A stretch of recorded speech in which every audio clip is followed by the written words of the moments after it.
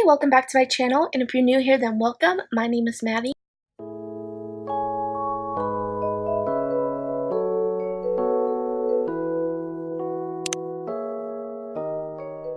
And today I'll be doing a manga wrap-up. This is actually my wrap-up for both April and May, but I'm calling it my manga wrap-up because all I read in those 2 months is just manga.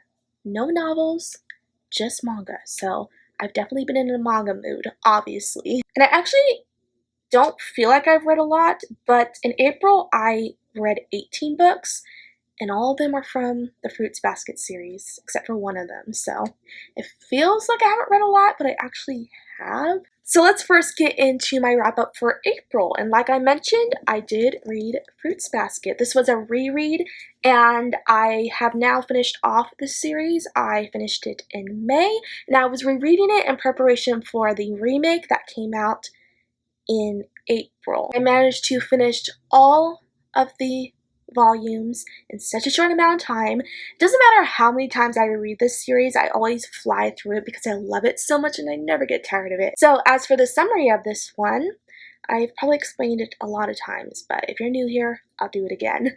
So this manga series is about a girl named Toru who is homeless. She just lost her mom, and so because of that, she is living in a tent in the woods because she does live with her grandfather, but since his house is being renovated, she needs somewhere else to go. She's too humble to ask her friends if she can stay with them, so she decides, I'll just camp out in the woods, which is not a very wise decision. The Soma family finds her in the woods, and they insist that she stay with them, so she has a proper place to stay. So she does, and while is living with them, she finds out that when they are hugged by someone of the opposite gender, they turn into one of the 12 or 13 animals from the Chinese zodiac. And the series goes way beyond its premise. There's so much more to it that you find out the further you go into it. It deals with a lot of topics like friendship and relationships, romance, mental illness.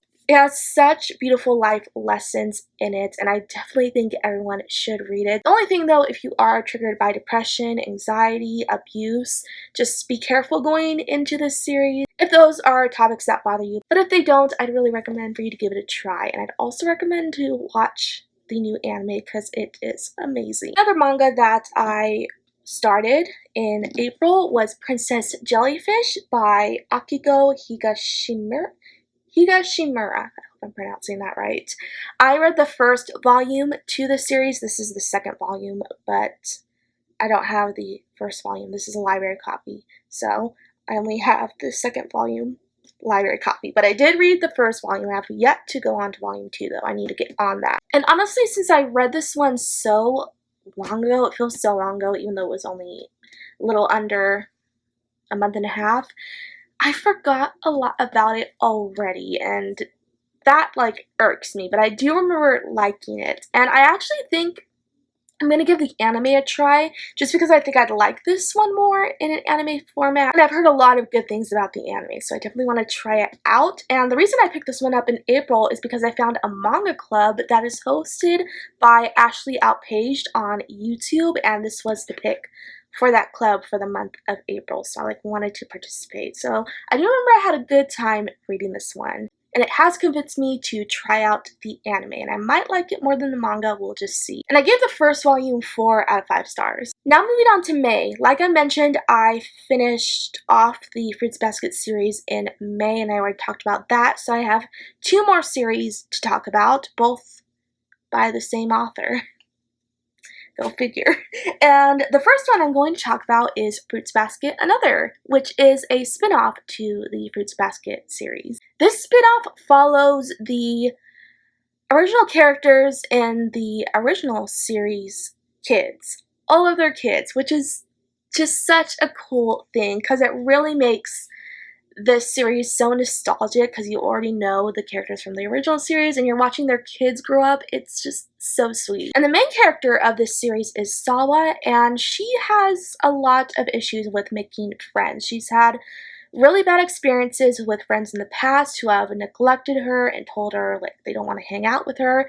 So it makes her really nervous to be around people, and it makes her worry that people don't really like her at all. And so she comes across the Soma family, the two most popular boys in school, which are Soma boys, and they kind of befriend her and help her to see that she is not a burden to anyone, even though she thinks she is. So not only were we following the Somas, we're also following a entirely new character who is not a part of the family, getting to know the Soma family. And I honestly related to Sawa a lot more than Toru, actually. I see a lot of qualities about myself in Sawa so well. I also struggle with being social. I've mentioned that so many times, so I could totally relate to her awkwardness when it comes to socializing with people and making friends. I really felt for her because I know exactly how it is to go through that. And I also loved the Soma family in this series. The two main ones we follow are Hajime and Mutsuki. I really loved Hajime for reasons. He is Kyo's son, Kyo from the original series. I don't think that's much of a spoiler because if you look at a picture of Hajime, he looks exactly like Kyo. Like, it's a given that that's Kyo's son. Although I won't say who his mother is because I don't want to spoil who Kyo's spouse is because that'll spoil Fruits Basket so much. So I'll leave that out of that. But because I love Kyo so much, and I've mentioned that so many times, he's my favorite character ever. Of course, I'm going to love his son, and he's going to be my favorite character in this series. So I really enjoyed him. He has a lot of similar character traits to Kyo. He has kind of a short temper, but isn't as bad as Kyo's temper was from Fruits Basket. He has his sweet moments too, so it's like a good balance. Good balanced personality he has of like bad boy moodiness, but also a sweet, caring side to him. And I also love the other members of the Soma family of this new generation. They're so interesting, and I like how much they just love their parents because I was like, yes, kids, I love your parents too. They've been through so much. They're such wonderful characters, so I could really relate to the love they had for their parents. I gave Volume 1 4 stars and Volume 2 5 stars, right? Yeah, I think that's right. So I definitely love the second volume more. The third and final volume doesn't come out until October, and I'm just like dying to get it. So I'm definitely going to read it as soon as it comes out. And the last manga I read in the new series I started is Twinkle Stars by Natsuki Takuya, who is the same artist and author of Fruits Basket. So because I love Fruits Basket so much, I really wanted to try out another series by her. This one is not as good as Fruits Basket, and I didn't expect it to be because Fruits Basket is just on such a high pedestal to me personally, so I knew like it would take a lot for this to beat it, but it was good so far. This one follows a girl named Sakia or Sakua. I don't quite know how to pronounce her name yet. I'm leaning towards Sakua.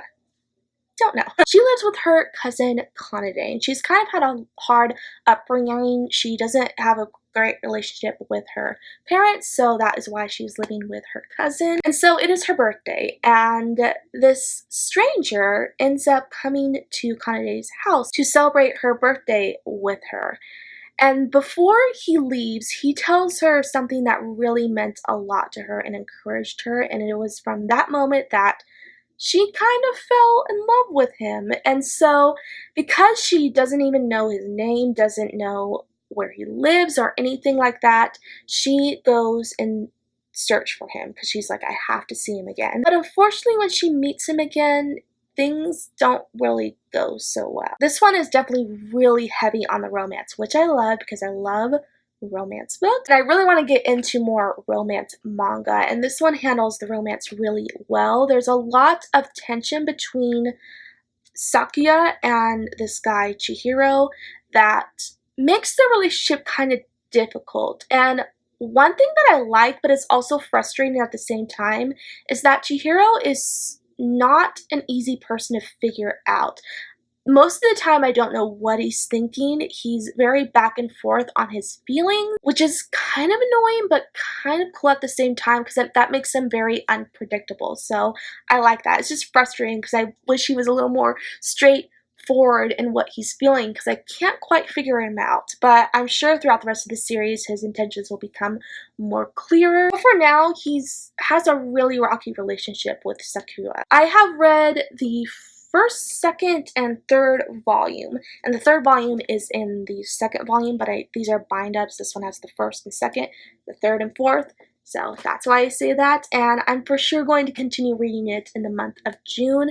I'm really enjoying it. So I believe I gave volume 1 4 stars and volumes 2 and 3 5 stars. So that is all the manga that I read in April and May. In June, I am actually going to try to read novels since I think I'm kind of getting out of my reading slump, as well as finish up on some of these manga series that I have started. So let's hope for a good reading month in June. If you have read any of this manga, let me know your thoughts on it. I know some of my subscribers have read or watched Fruits Basket, and we've been talking about it since the remake came out, and I've had a lot of fun talking with you guys about the series so much. It's so nice to see other people like me who love Fruits Basket as much as I do, because it's my favorite story ever. So I know a lot of you have actually read and watched Fruits Basket. So thank you guys so much for watching this video. I hope you enjoyed it, and if you did, be sure to like, comment, and subscribe down below for more bookish related videos and anime videos, and I'll be back really soon. Bye!